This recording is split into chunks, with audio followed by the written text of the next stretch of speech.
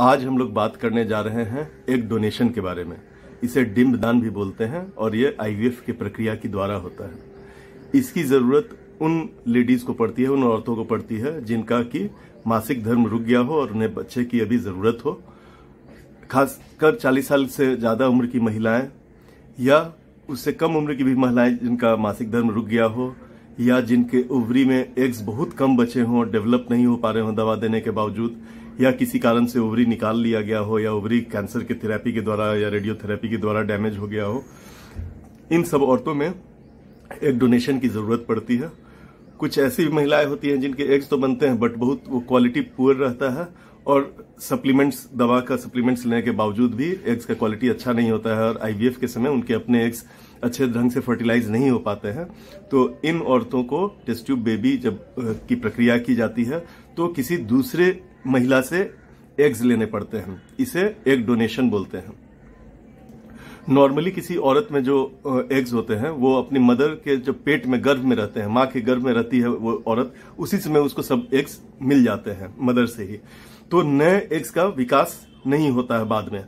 जितने भी एग्स रहते हैं पहले से ही बने रहते हैं और थ्रू आउट लाइफ धीरे धीरे उसमें से एग्स खत्म होते जाते हैं। और 14 साल की उम्र में जब कोई लड़की आती है और उसका लगभग उस समय मासिक धर्म शुरू होता है तो 50,000 एग्स उसके ओवरीज में रहते हैं और हर महीने उसमें से 15-20 एग्स डेवलप होना शुरू होते हैं, जिसमें कि एक एग बनता है। अगर फर्टिलाइज होता है तो प्रेगनेंसी होती है, बाकी एग्स खत्म हो जाते हैं, डिस्ट्रॉय हो जाते हैं।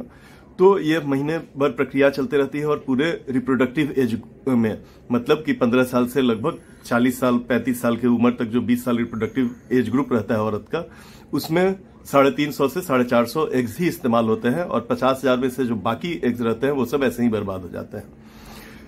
ये एग्स नए डेवलप नहीं हो सकते हैं और कभी कभी सप्लीमेंट्स दिया जाता है, डीएचईए या कोएंजाइम क्यू वगैरह, जिनका रिजर्व ओवरी का कम रहता है, ओवरी का फंक्शन अच्छा नहीं होता है, तो ये सब दवाएं दी जाती हैं जिससे कि एग्स का डेवलपमेंट अच्छे तरीके से हो सके, वो फर्टिलाइज अच्छे से हो सके। लेकिन अगर ये सब दवाएं काम नहीं कर रही हों और तभी भी प्रेगनेंसी चाहिए किसी औरत को जिसका 45 साल उम्र हो गया हो या इवन उससे ज्यादा भी हो गया हो और एग्स नहीं है, तो हम लोग ये एग्स किसी दूसरी लेडी से लेते हैं। देखिए, आईवीएफ एक ऐसी प्रोसेस होती है जिसमें कि किसी दूसरे कारण के चलते, जैसे ट्यूब बंद हो, उसके लिए आईवीएफ किया जाता है। तो उस औरत को दवाएं दी जाती हैं एग्स को स्टिमुलेट करने के लिए कि ज्यादा एग्स बने, और 10 से 15 एग्स बनाने का लक्ष्य रहता है।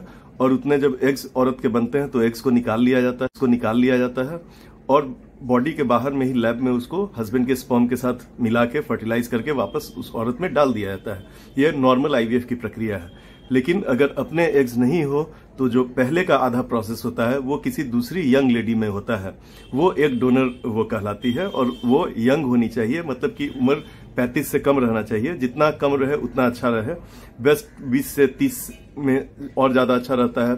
30 से 35 में थोड़ा संभावना फिर सफलता की कम होने लगती है। ये औरत का मासिक धर्म नियमित होना चाहिए, हेल्दी होना चाहिए। उन लोगों का ब्लड टेस्ट किया जाता है कि कोई तरह का इन्फेक्शन तो नहीं है, आनुवांशिक जांच भी की जाती है। और कोई औरत अगर बच्चा बंद भी करा ली हो तभी भी उससे कोई फर्क नहीं पड़ता है, उसके एग से तभी भी ओवरी से एग्स निकाले जा सकते हैं। तो ऐसी स्वस्थ महिला 20 से 35 साल के बीच की कोई भी हो, उन्हें दवा पड़ती है, इंजेक्शंस, एग्स ज्यादा बनने के लिए। और जब एग्स बन जाते हैं तब उन एग्स को सुई के द्वारा बेहोश करके नीचे से निकाल लिया जाता है। इसी दौरान जिस महिला को बच्चे की जरूरत है उसको कुछ दवाएं चलती हैं जिससे कि उसका यूट्रस जो है, एंडोमेट्रियल लाइनिंग जो रहता है, उस बच्चे को लेने के लायक रहे। इन दोनों के साइकिल को एक साथ सिंक्रोनाइज करना पड़ता है। और जब सिंक्रोनाइज हो जाता है, एग्स हम लोग लेते हैं डोनर का और पेशेंट के हस्बैंड से स्पर्म लेते हैं और फर्टिलाइज किया जाता है। और 3 से 5 दिनों के बाद इसमें से जो बेस्ट एम्ब्रियोज रहते हैं उन्हें हम लोग पेशेंट के यूट्रस में डाल देते हैं। और बाकी जो डेवलपमेंट होता है, विकास होता है उस एम्ब्रियो का, उस भ्रूण का, वो पेशेंट में ही होता है और डिलीवरी भी पेशेंट से ही होती है। तो ये एग डोनेशन की प्रक्रिया होती है। इसमें किसी तरह का ऑपरेशन वगैरह नहीं इन्वॉल्व होता है, ना तो डोनर का ना पेशेंट का। और यह एक सिंपल प्रोसीडियर है और काफी इफेक्टिव है।